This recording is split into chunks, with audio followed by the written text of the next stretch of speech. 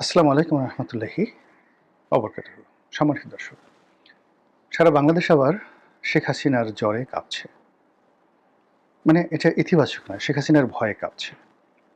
সাম্প্রতিক সময়ে তিনি একটি ভিডিও বার্তায় বেশ দৃঢ়তার সঙ্গে এবং অনেকটা হুমকির স্বরে ঘোষণা করেছেন আগামী ৬ মাসের মধ্যে তিনি দেশে ফিরবেন। এবং তিনি সরকারকে দুটো কথা বলেছেন। প্রথম হলো যে আমাকে যে বিমানে করে বা প্লেনে করে এই দিল্লিতে পাঠানো হয়েছে সেই বিমান পাঠান। সেই বিমান পাঠান, আমি এক্ষণ চলে আসব। Number 1, it's a huge challenge. এবং যারা বিমানে করে শেখ হাসিনাকে দিল্লিতে পৌঁছে দিয়েছেন তাদের গালের উপর রীতিমতো চপেটাঘাত। যদি সাহস থাকে, যদি শক্তি থাকে, তাহলে সেই প্লেনটা পাঠান। এখানে সাহস, শক্তি এবং সামর্থ্য, তাহলে সেই প্লেনটা পাঠান, আমি সেই প্লেনে চলে আসব। একেবারে বাংলা কথা। ২ নম্বর, আমি আসতেছি, জেলখানা রেডি করেন। আমাকে কোথায় রাখবেন? জেলখানা রেডি করেন, আর আমাকে যে ফাঁসি দেবেন সেই মঞ্চটাও রেডি করেন। এইরকম থ্রেট বিদেশে বসে বা জেলখানাতে বসে কোনো রাজনৈতিক নেতা দিয়েছেন আমি আসলে শুনিনি। অনেক বড় বড় নেতা এই মুহূর্তে জেলখানাতে আছেন। মায়ানমারের অং সান সু চি আছেন, ইমরান খান আছেন, মাদুরো আছেন, এরকম অনেকে আছেন। আবার অনেকে প্রবাসে আছেন। এমনকি শেখ হাসিনার চাইতেও বড় বড় এবং বিখ্যাত মানুষগুলো, যাদের প্রতি ইন্টারন্যাশনাল কমিউনিটির একটা বিরাট, যাকে বলা হয়, গ্রিন সিগন্যাল রয়েছে। যেমন ধরুন দালাই লামা। ভারতের রাষ্ট্রীয় মেহমান রূপে দালাই লামা দীর্ঘদিন ধরে আছেন তিব্বতের ধর্মগুরু, এবং যার উপর আমেরিকার একটা প্রচণ্ড গ্রিন সিগন্যাল রয়েছে। He can fly around the world just like a president. America তাকে এই সুযোগটা দিয়েছে, কিন্তু চীন পছন্দ করছে না। এত ক্ষমতা নিয়েও দালাই লামা কোনোদিন শেখ হাসিনার মতো এভাবে কথা বলেননি। এর বাইরে বহু মানুষ এক্সাইলে ছিলেন বা এখনো আছে।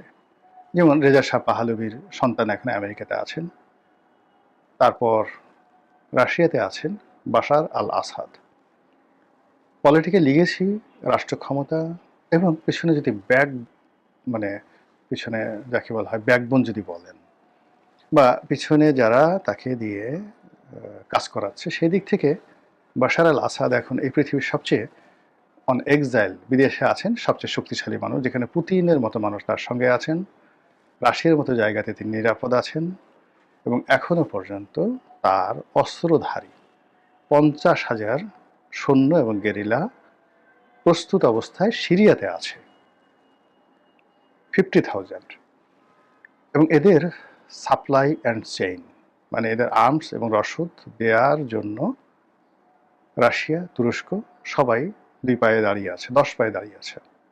আরব বিশ্বের একটা বিরাট অংশ, বিশেষ করে ইরান, পরিপূর্ণভাবে 100% লজিস্টিক সাপোর্ট এই 50,000 অস্ত্রধারী যারা বাশার আল আসাদের সেনাবাহিনীতে ছিলেন, এবং তাদের একটা বিরাট অংশ এখন গেরিলা হয়ে আছে। এরপরেও একটা ট্রু শব্দ আসাদের শুনছেন এখন পর্যন্ত? এরকম একটা কথা, আমি আসতেছি, আমি আসবো 6 মাসের মধ্যে। সো এই যে শেখ হাসিনা যে কথাগুলো বলছেন, প্রথম কথা হলো যে তিনি হয়তো পাগল হয়ে গেছেন, অথবা তিনি বুঝতে পেরেছেন যে বাংলাদেশের মাটি তাকে ডাকছে, তিনি বাংলাদেশের জন্য অপরিহার্য, তার প্রতিপক্ষ দুর্বল হয়ে পড়েছে, কাজেই এখন একটু ধাক্কা দিলেই হয়ে যাবে, এরকম তার একটা ধারণা হতে পারে। এবং তিনি এক্ষেত্রে একটা জিনিস আপনাদেরকে বলি, বাংলাদেশে যে কজন রাজনীতিবিদকে আমি দেখেছি, ধরুন এরশাদ সাহেবকে দেখেছি, মদুদ আহমেদকে দেখেছি, তারপর মিজানুর রহমান চৌধুরী সাহেবকে দেখেছি, বেগম জিয়া, সালাউদ্দিন কাদের চৌধুরী, মানে অন্ততপক্ষে আমি ইনক্লুডিং মতিয়া চৌধুরী সহ 150 থেকে 200 যাদের প্রথম পরিচয় ছিল, তারা লেখাপড়া করতেন, প্রচুর বই পড়তেন এবং লিখতেন। সেই দিক থেকে শেখ হাসিনা একমাত্র সরকার প্রধান যিনি এই যাদের নাম বললাম তার সমসাময়িক সবার চাইতে বেশি পড়াশোনা করেছেন, মানে তার এডুকেশন কোয়ালিফিকেশন, ভালো ছাত্রত্ব, এগুলো ডাজ নট ম্যাটার। কিন্তু একটা বিষয় জানার জন্য, বোঝার জন্য যে মেহনত করা দরকার, পড়াশোনা করা দরকার, সেটা এই যে তার সমসাময়িক কোন নেতা বলতে পারবে না। শেখ হাসিনার সাথে বেশি লেখাপড়া করেছেন, মানে বই পড়েছেন। এবং অবাক করার ব্যাপার হলো এগুলো আবার পড়ে তিনি ডায়েরি মেনটেন করতেন এবং এই বিষয়গুলো নিয়ে আলাপ আলোচনা করতেন অনেকের সঙ্গে। এর মধ্যে গল্প আছে, উপন্যাস আছে, সিনেমা আছে, রাজনীতির বই আছে, সংবিধান আছে, পার্লামেন্টারি প্রসিডিংস আছে, এরকম নানা জিনিস তিনি পড়তেন, ইতিহাসের ছাত্র হিসেবে পড়তেন। এবং এই কারণে যারা লেখাপড়া করে, বুদ্ধিমান, তিনি তাদেরকে চিনেন এবং চিনতে পারেন। এটা কেবলমাত্র বাংলায় নয়, কলকাতায় যারা এরকম আছে, দিল্লিতে যারা আছে, এদের একটা বিরাট চ্যানেল শেখ হাসিনার মধ্যে একটা সে নিউক্লিয়াসের মতো গড়ে তুলেছে। তার বন্ধু, ঘনিষ্ঠ বন্ধু, ধরেন ক্লাসমেট কবি এই যে নির্মলেন্দু গুণ, বেবি মওদুদ, সাংবাদিক বেবি মওদুদ তার ঘনিষ্ঠ বন্ধু। এরকম অসংখ্য, মানে পেশায় প্রফেশনে আছেন অসংখ্য মানুষ, তার ক্লাসমেট বন্ধু। এমনকি এই যে প্রথম আলোর মতিউর রহমান, মাহফুজ জানাম, এরাও কিন্তু তার ব্যক্তিগত বন্ধু। সম্পর্ক হয়তো ভালো না, কিন্তু তারা সমপর্যায়ের এবং একটা সময় তাদের মধ্যে খুব ভালো বন্ধুত্ব ছিল।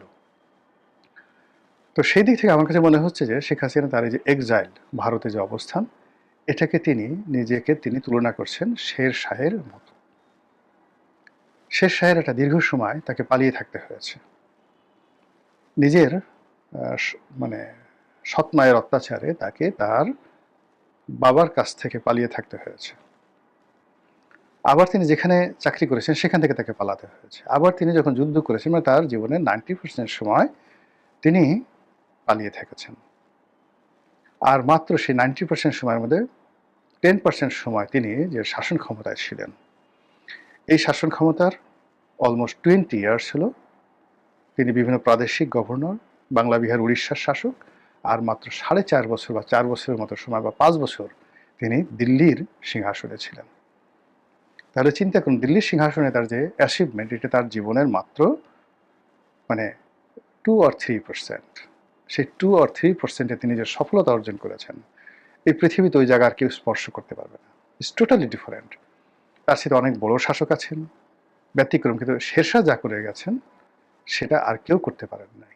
আমি নিশ্চিত শেখ হাসিনা বসে বসে এই শেরশাহের গেরিলা যুদ্ধ এবং এই শেরশাহ কিভাবে আফজাল খাঁ, হুমায়ুন, এদের জীবন তছনছ করে দিয়েছিল, কি কৌশলে, সেই কৌশলটা তিনি আগেও পড়েছেন এবং এখন আবার বারবার তিনি সেটা পড়ছেন। এবং সেটা পড়ে তিনি বাংলাদেশে ফিরে আসার, 6 মাসের মধ্যে ফিরে আসার যে হুমকি দিচ্ছেন, এই হুমকিতে বাংলাদেশের যথেষ্ট আতঙ্কের তৈরি হয়েছে, ভয় তৈরি হয়েছে। এখন বক্তব্য হলো যে আমরা তো তাকে তাড়িয়ে দিয়েছি বা সে পালিয়ে গেছে, তাকে এত ভয় পাবো কেন? তার তো ফিরে আসার কি সম্ভাবনা আছে? মানে আপাত দৃষ্টিতে আওয়ামী লীগের সব লোক পালিয়ে আছে, তারা পরাজিত হয়েছে, অবদমিত হয়েছে, এখনো ভয় পাবো কেন? এই ব্যাপারে ছোট্ট দুটো কাহিনী বলে আপনাদেরকে জাস্ট আজকের এই ভিডিওটা শেষ করব। ভয় এমন একটা ব্যাপার যে আপনি একবার যদি কাউকে ভয় পান, সে লোকটা মরে গেল, তার লাশ দেখলে আপনার ভয় লাগবে। এবং তার কবরের কাছে যেতেও, আপনি যদি কাউকে খুব বেশি ভয় পেতেন, তার কবরের কাছে যেতেও আপনার হাত পা থরথর করে কাঁপবে। পৃথিবীর অন্যতম একজন শ্রেষ্ঠ শাসক ছিলেন তৈমুর লং। তিনি মরে গেছেন। মরে যাওয়ার পর তিনি লিখে গেছেন তার কবরের গায়ে, আমার এই কবরের ধারে কাছে কেউ আসবে না, এই কবর খোঁড়ার কেউ চেষ্টা করবে না। যদি পৃথিবীর কোনো দাম্ভিক কেউ চেষ্টা করে, পৃথিবীতে ভূমিকম্প হয়ে যাবে এবং সে শেষ হয়ে যাবে। আরে ভালো কথা, 1000 বছর ধরে বা 100 বছর ধরে বা শত শত বছর ধরে তার কবরের ধারে কাছে কেউ কবর খোঁড়ার জন্য চেষ্টা করেনি। কিন্তু কমিউনিস্ট জমানাতে, সম্ভবত স্ট্যালিনের আমলে, যে সোভিয়েত আর্কিওলজি, যারা ধর্মকর্ম বিশ্বাস করতেন না, তারা স্ট্যালিনের নির্দেশ, এখানে স্ট্যালিন হতে পারে বা ক্রুশেভ হতে পারে, দুজনের একজন, তারা করলো কি এই কবর খোঁড়ার চেষ্টা করলো। তো কবর যখন তারা খোঁড়ার চেষ্টা করলো, সঙ্গে সঙ্গে পুরো সোভিয়েত ইউনিয়নে মারাত্মক ভূমিকম্প তৈরি হলো। এটা অলৌকিক হতে পারে, এটা কাকতালি হতে পারে, কিন্তু পুরো প্রশাসন তছনছ হয়ে গেল এবং কবর খোঁড়া বন্ধ।